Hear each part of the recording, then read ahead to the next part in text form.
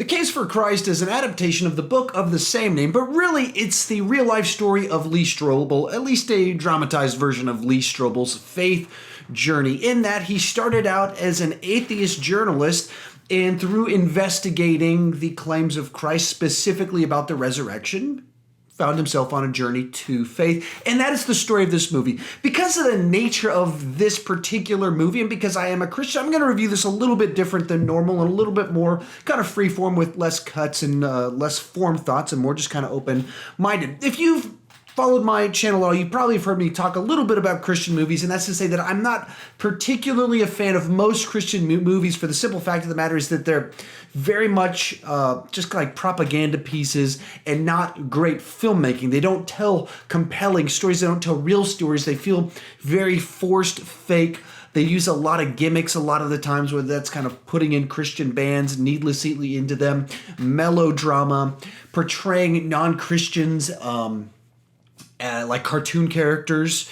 So frequently having atheists that are like mustache-twirling villains that have all sorts of evil desires, that are angry at God because of something that happened in their past, that turns real-life situations into cartoons. And so I have a lot of problems with most Christian movies and not a fan of the genre as a whole.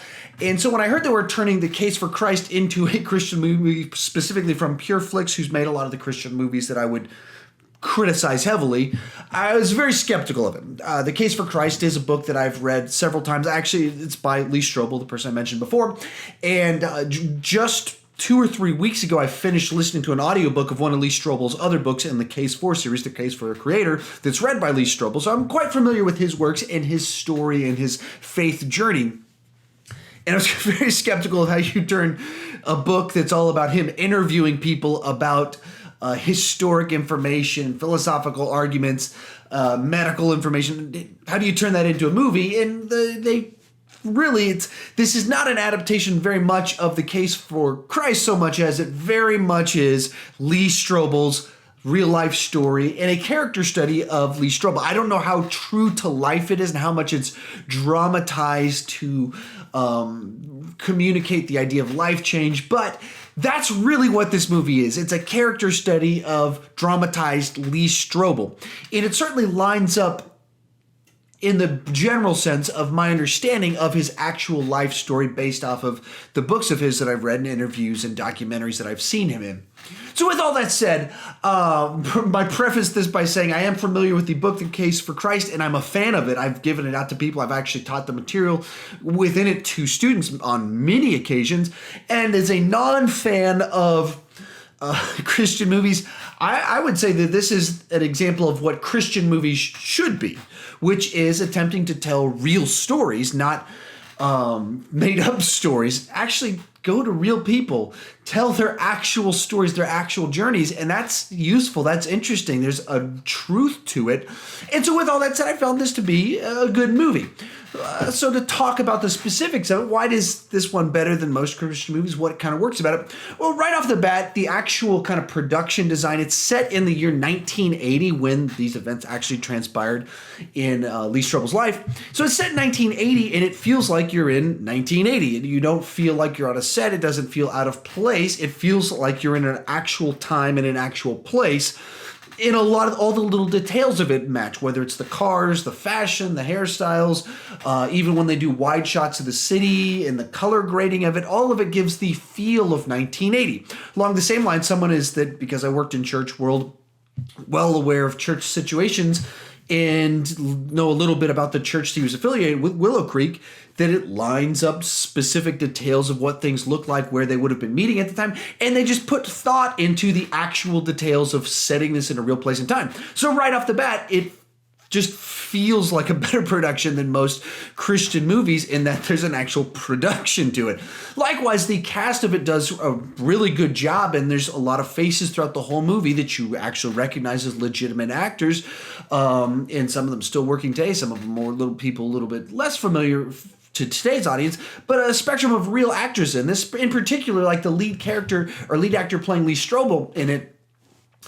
he's playing a tricky character in that he's a successful man. He's in certain ways very charming and likable, but at home it's kind of chaos right now because of the transitions with his wife's faith and him trying to struggle through a lot of that. So he's an unlikable character in a lot of the movie and related to some of that while still being charming. And that all kind of comes down, the balance of it and the multiple layers to him all really kind of come down to the performance from him, being able to pull off both aspects of him being a jerk and being a good guy. It doesn't come off too much in either real direction. And so all of that works pretty well. Likewise, it tells an authentic story that you can see this being the actual interactions that take place when situations like this happen, and that transitions when the people, you're a married couple and one of them puts their faith in a faith that you don't put your trust in. Tension arises from it because your epistemological base, your understanding of knowledge and how we know what we do, and how does that affect the way we live our lives and what we believe. And when you have kids in the mix, those are really big things that change the dynamics of relationships. As much as kind of people go, we all believe different things, it's not a big deal. No, it really is. It really matters what we believe about these things, and so creates tension in relationships when there's sudden transitions. And that's kind of the central conflict of the movie, just so as much so as the turmoil of individuals struggling with their own beliefs.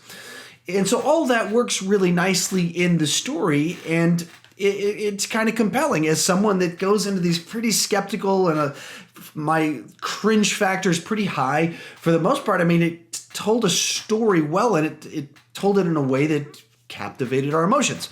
With all that said, it's not this mind-blowing movie that just kind of blew me away, so let's talk about the bad a little bit. And in that, there's still a side to it that I don't know what I would make of this movie if I hadn't read the book, if I had not taught this material, and if I wasn't already on Team Jesus. And so the movie really is not building the case for Christ, as I mentioned before. This is very much the Lee Strobel testimony story. This is Lee Strobel's story arc of his faith journey. And so it's trying to tell his story as kind of the plot of the movie, and along the way you get little nuggets of history and information and arguments that are the case for Christ. And that's like a subplot in the movie. That's not really the plot of the movie. And in which case, it's kind of like little sentences though in there that I can like track along with really well. So when it talks about Greg Habermas and Bill Craig, and I know who these people are and are familiar with their writings and stuff. I don't know what you would do with that information if you didn't already know it before you went into the movie. It would just be like mumbo jumbo. And I don't know if these interviews are just really boring to people that don't have a degree in Bible. Like I just don't know. It seems like a lot of information just kind of glossed over. It certainly doesn't build a great case for Christ because it's just so much information so quick. It's just the bullet points for stuff that you really need to dig in a lot deeper on any of it to even to understand what the points you're really making, as well as just to be able to hold on to that information.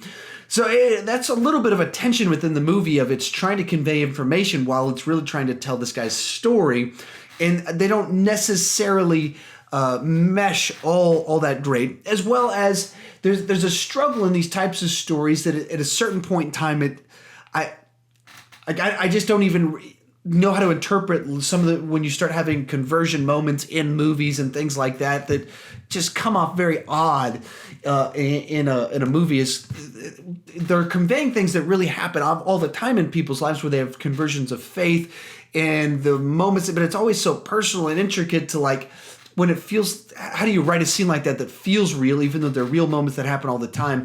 And so it did feel kind of clunky in the moment where certain things kind of happened in it. And I don't even know how much that is just also my natural tendency to shy away from overtly films that kind of have a clear agenda in them, and the movie has an agenda, but at the same time it's telling a guy's actual story. That's why he wrote the book The Case for Christ, because the book is him interviewing people, and it was what did kind of lead him to putting his faith in Christ. And so it's tricky when it is his story, but his story has a proselytizing element to it, and then that's naturally an agenda.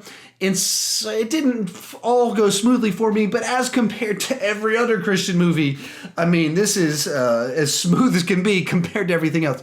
So, I say all that to give the proper reference. It's a movie that's designed very much for the choir. It is designed to preach for the choir. I can't imagine like how this would be a movie that'd be like, hey, sit down with your friends that don't believe in Jesus and this'll convince them. It's not what this movie is. It's a story that tells a faith journey, and that it can certainly communicate someone's faith journey, but it's not.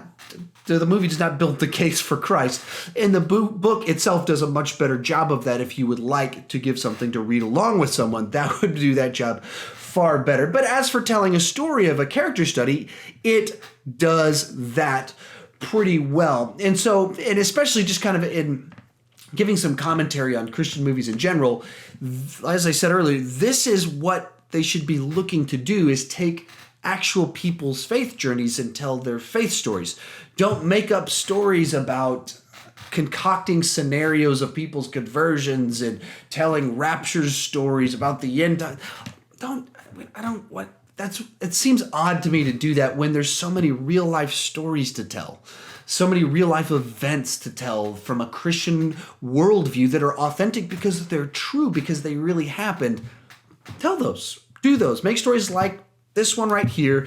This is an example of what to do. It's not a great movie. It's not a movie I can imagine myself rewatching a bunch of times. But as for watching it through it one time, I found his story quite compelling, and there's certain elements I resonated with a good bit, and I enjoyed it, and as well as it communicates a little bit some of the case for Christ, but that seems much more, view that as the minor aspect of it, and view it much more as a compelling real life story of Lee Strobel. In that, I thought it worked pretty well. And so, well, that said, I've been struggling where to rate it, because I don't know how to rate a movie like this when it ties so much into faith. And so I think I'll go 7.5 out of 10 on this one. It is a good film. I have no idea. Actually, I'll throw this out there a little bit earlier than before I get to my normal call of action. If you're not a Christian, you've actually seen this movie, someone dragged you along to it, how did you interpret it? Tell me in the comments section. I'd love to have a chat about it. It's just fascinating to me as to how someone would interpret this movie and the journey in it. Is it something that only resonates really with people of faith and seeing kind of the journey of it, or is it something that has a more universal appeal? As someone that is fully grown up in church faith, I mean, I'm as biased as can be, and so I can only evaluate it as who I am, and I'll give it a 7.5 out of 10. And I would imagine I'd be more critical of this movie than if you normally like Christian movies, if you other pure flicks where things you kind of your thing. This is the best they've done, so you'll love it even more than I did, I would imagine. If you're not a person of faith, I literally have no clue what you'll think. I would love to know your opinion. So please tell me in the comment section. Also, if you're a person of faith and have seen it, what did you think about the movie? How good do you think it did as telling Lee Strobel's story as a compelling one? And how well do you think it did actually building the case for Christ? Because I almost think they should have just named it something different. I know it does tie in with the book. It does present things that are in the book, and the book is tied very much to his journey in journalistic exploration.